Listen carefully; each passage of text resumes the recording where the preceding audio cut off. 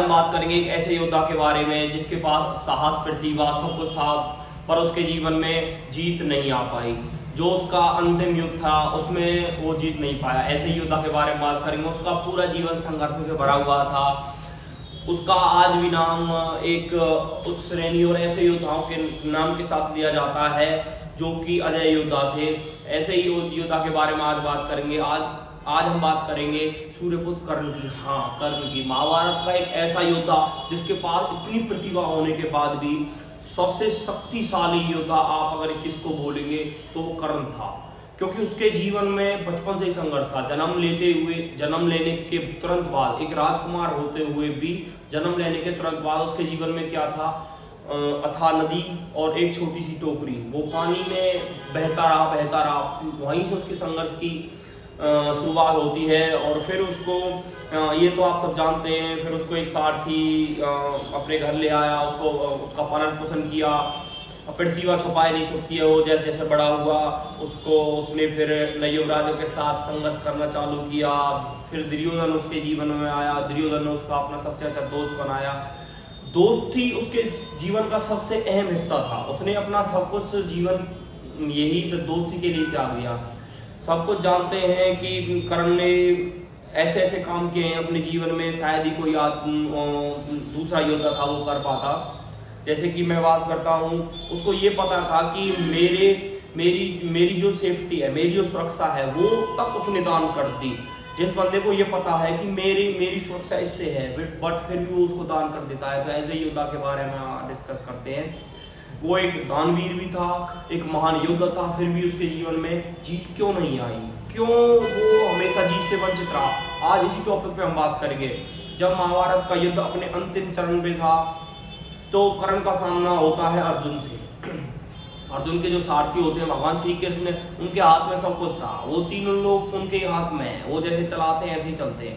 उनको पता था अगर कर्ण को रोकना है तो उसको रोकने का एक ही उपाय है, इससे सबसे पहले इसकी सुरक्षा ली जाए। सुरक्षा लेने के लिए देवराज इंद्र को भेजा। इंद्र ने उसको उनकी सुरक्षा ले ली। उसके बाद आती है युद्ध की बारी। अब इनफैक्ट कर्ण के साथ क्या चल रहा था? कर्ण के साथ चल रहा था उनके श्राप। जो एक देवभूमि ने उनको श्राप दिया, एक ब्राह्मण ने उनको श्राप दिया। देवभूमि ने श्राप दिया, अंतिम जब तुमको सबसे ज्यादा जरूरत होगी तो मैं तुम्हारे गांव के बीच में आगे आऊंगी। उनका रथ जमीन में फंस गया। फिर एक ब्राह्मण ने श्राप दिया। कर्ण से गलती से एक ब्राह्मण की गाय की हत्या हो जाती है, तो उस केस में ब्राह्मण ने उसको श्राप दिया था कि जब तुमको सबसे इम्पोर्टेंट अपना तुम जीवन का युद्ध करोगे, उस टाइम तुम्हें मेरा ये श्राप का सामना करना पड़ेगा।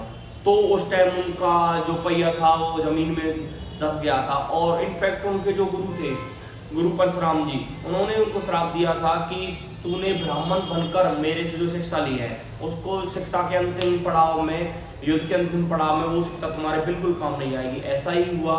अंतिम क्षणों में उनका रथ का पहिया जमीन में धंसा तो वो युद्ध को रोकते हुए बोले, अर्जुन मैं अपना जो पहिया है वो जमीन से निकाल लेता हूँ, उसके बाद हम दोनों युद्ध करते हैं।